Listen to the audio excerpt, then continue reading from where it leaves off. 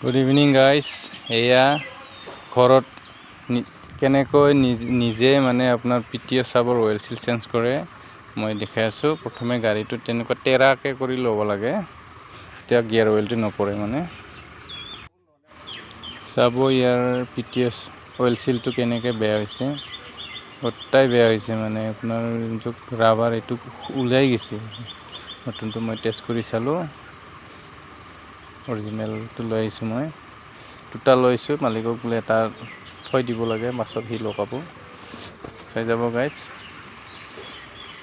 কেনেকৈ লগায়। আপোনালোকে ভিডিঅ'টো চাই নিজে লগাব পাৰিব।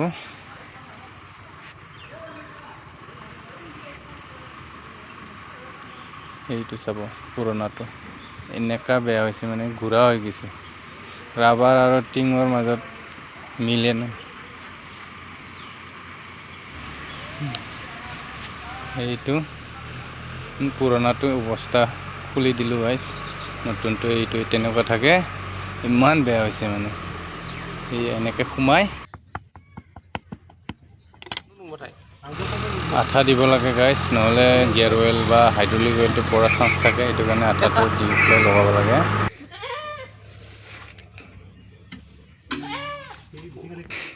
থাঙানজি লাহেকৈ ভৰাওঁ। অকলে নিজে ভিডিঅ' বনোৱা কাম কৰা অলপ অসুবিধা গাইজ।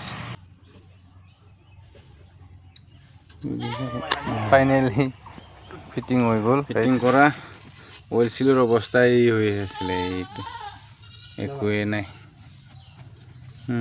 ঠিক আছে গাইজ, ধন্যবাদ।